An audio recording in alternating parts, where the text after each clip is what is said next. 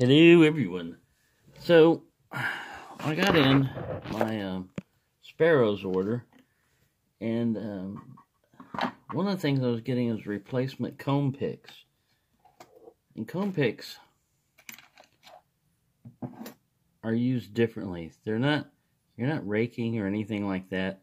You're just lining the pins up with the cylinder and pushing up. They work on Padlock 140s, and I was messing around with them on 150s. I was even trying it on this big guard here. They come in 4 and 5 pin configuration from Sparrows, and they're pretty tough. Well, this CTT 3-pinner, I was messing around with it, and I've managed to create a lock buster, which is basically like a key that's got a very sharp drop and no way for the pin to come back. That's what this did. So I'm going to have to, I didn't want to grind it. I'm going to have to take this thing apart just to retrieve the pick. I'm going to have to take the core out and everything else just to get it. But that's just a beware thing, because when you're using comb picks, if you get, say like this is pin 1 right here, you get pin 1 not on this but in front of that, then it's kind of blocked. And the only way you can usually get it out is take a pick and try to push them down, the pins in the way, to kind of help move them back while you're pulling on that. Well, I did all that. I did wiggling. I almost had 2 picks jammed in there, or 2 tools jammed in there at once, and it's not working. So I didn't want to do it, but I'm going to have to, because I want to retrieve this tool. Like I said, it's brand new. So there you go. I just thought I'd give you a heads up on that, and we'll have a inside a CTT here in a little bit, because yeah, I'm going to have to grind these rivets off. So things happen when you're playing around. Be careful what you're doing. Your reward is your tool is not damaged. But if you screw up, you kind of like gouge your tool. Anyway, I wanted to make sure I got all the heads ground down. So it's another one of those things you got to watch out for. I also have my hoodie on. You got to watch out on rotating stuff. This was kind of like getting in the way once in a while, a little cord on the hoodie. So you want to make sure that's out of the way, or if you got long hair, you know, it doesn't get in there, because besides safety glasses, you got to watch out with rotating things, especially high-speed rotating things. Nothing happened, but just wanted to give you a heads up. So this guy's turning out to be a struggle. What I usually use is like a broken screwdriver to get in between the laminates. This one's nice that it's got this cutout for you already. As long as the heads are drilled off, you can kind of like twist and stuff. If you get to this point right here, the reason why that was broken, I was using it wrong, I was twisting. If you go in like this, the screwdriver is already like a natural wedge. And if you just tap it straight down, it won't mess up your screwdriver. And you'll get the thickness of the rod all the way in there. You can still break it, you know, by doing it like I'm doing here. But that'll help you get them started. Eventually we're going to have this thing popped out. Like that. Go over on this side and do the same thing. You can use like a chisel or something else. I've got this. It's not exactly what it's made for. It's more like a wood chisel or whatever, but it can be handy. And it works alright for what I want to do, which is get this plate off.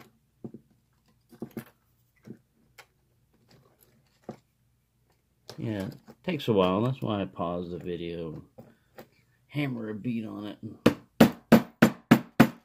minutes later, you see it magically all apart. Alright, so it took a lot longer to get this thing out than it should have, but There's a little shackle spring sitting down underneath here. And there is your tiny little core in the 68mm padlock with a long actuator to take up. I believe it's only 4 pins. I'm going to pry the the cap off and pull the pins out, and we'll have a look at it. But yeah, tiny little core in a huge padlock. So, like, once again, don't let looks deceive you. Man, there's a bunch of dirt, dust falling out of there. Yep, don't let looks deceive you on a padlock. This is a 64mm. 64. Alright, so I'm going to zoom in, even though it's a big padlock. I'm going to zoom into this. This just pries right off. It feels like aluminum or something pretty cheap. Tiny, tiny springs. There's 2 of them. Oh! Well, at least they landed perfectly. Look at that. They jumped. And they landed perfectly. Alright, let's just go ahead and dump these massive pins out. It should be able to, yeah, now I can actuate it. Look, the comb pin works. Pick works now. Still can't get this sucker out. I'm going to remove the little clip back here. There's a little C-clip. I'll take that guy out and just yank the core out. This could be one of those C-clip battles. Try that. You may be too big for this tiny core we've got here.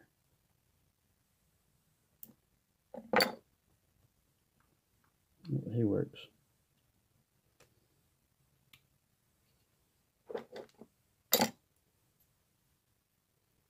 May I have my comb pick back? Still doesn't want to come out. There we go. Finally. Thank you. Why doesn't the core want to? It's weird.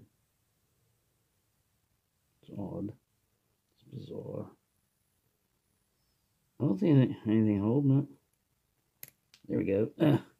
Crud. And I believe there was a key pin. That's right. I didn't have a key for it anyway.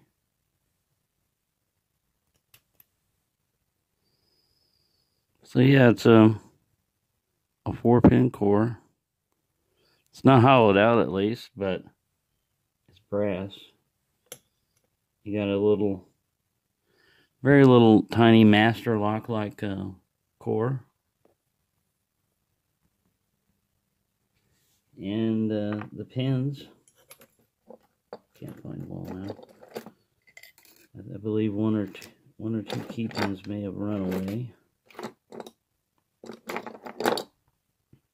Let me get the little springs over here. There are no spools. They're all standard. The key pins are just barely rounded on the bottom. I'll zoom in and show you. Yeah, they're just standard pins. And this is a full glide New Sparrow's pick. I gotta show you something on that too. Come on, focus. Right there, yeah. Yeah, so they're just standard pins, 4 of them. And like I said, tiny little core. Tiny little Bible. Covered in some white powder, dust or something like that. But no, not that kind of white powder. But yeah, just a tiny little core in a fairly big and huge padlock. So there you go. I thought it was 3 pins, but it's 4. I don't think one of them was core retaining or not populated, because these are two springs coiled together. So there were 4 pins in that lock. So there you go. Hope you enjoyed that, and happy picking, everyone. Another thing I wanted to show you about the actuator. If you see that little brass cutout in there, this tailpiece slips in there and it levers. So to open it, it basically pushes like this on it, rather than a rotational.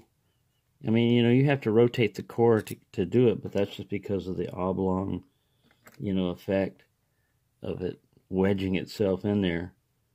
But yeah, I just thought I'd show you that big chunk of brass right there. This is just a chunk of like warding or whatever, or limit.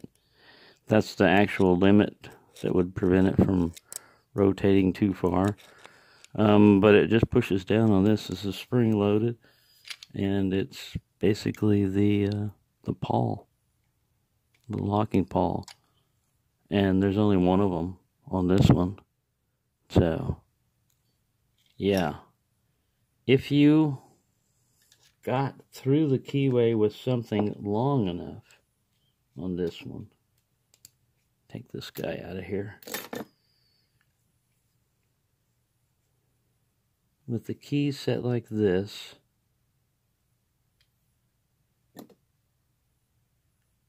yeah, it looks like you could knife tool this one. I don't know if I got my knife tool. There I do.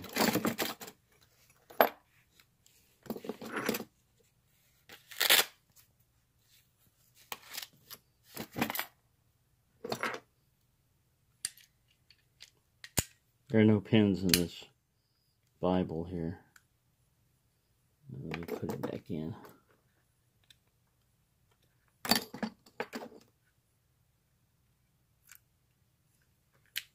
Alright.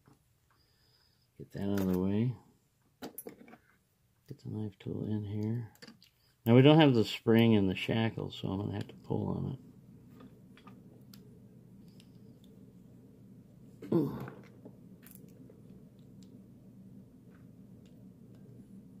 I feel it pulling on it, but I don't think it has enough leverage to get that.